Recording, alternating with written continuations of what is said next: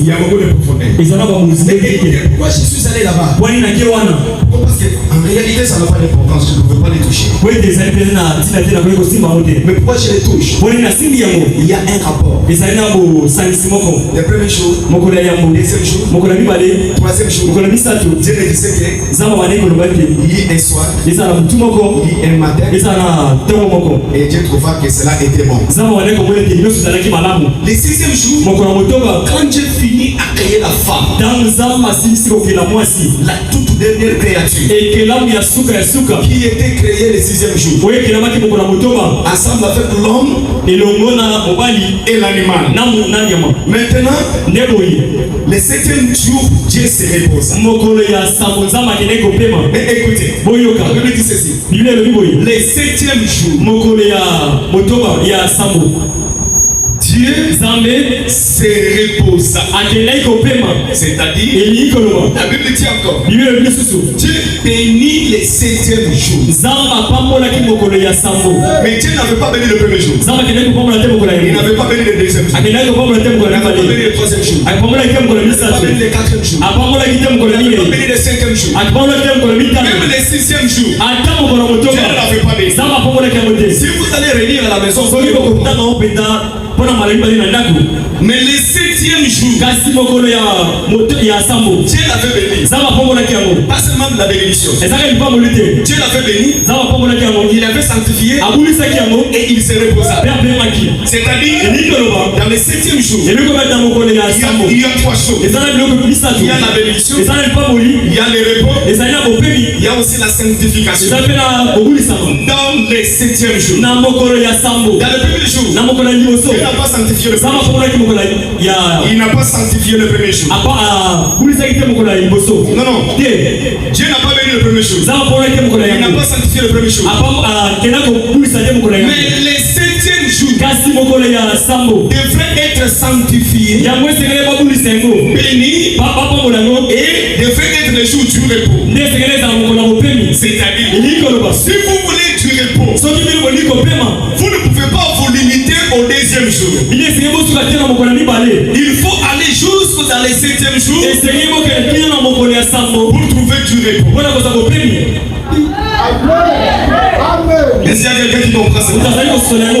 S'il faut aller jusqu'au septième jour pour trouver du repos. Si vous cherchez la bénédiction, c'est dans le septième jour. Dieu avait béni le septième jour. Dieu avait sanctifié le septième jour. C'est-à-dire, le septième jour était le jour de la sanctification. Or, c'est dans le septième jour que Dieu se reposa. Or, la Bible dit, Dieu s'était reposé le septième jour. Mais il y a encore un autre jour.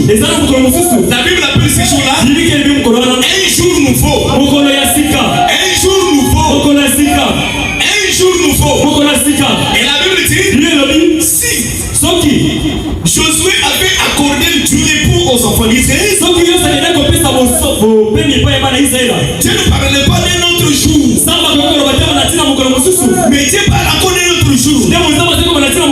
C'est-à-dire, jusque-là, il n'y a pas de repos. C'est pourquoi le Fils de l'homme est le maître du sabbat. Les septième jour qui était béni, la Bible dit ceci. Vous n'êtes pas les enfants de la nuit, mais vous êtes les enfants du jour.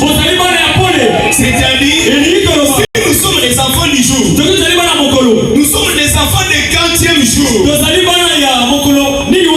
Du premier jour, deuxième jour, troisième jour, quatrième jour, cinquième jour, sixième jour. Non!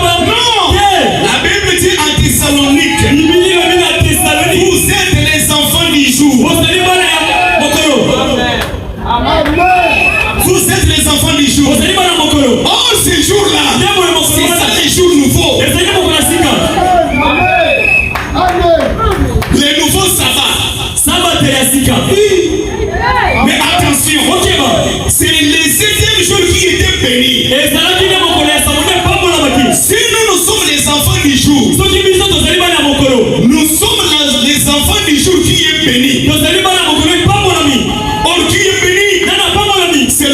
Messie.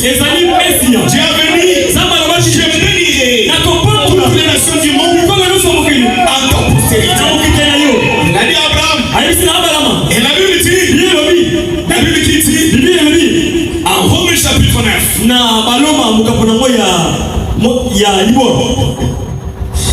Que Dieu te bénisse.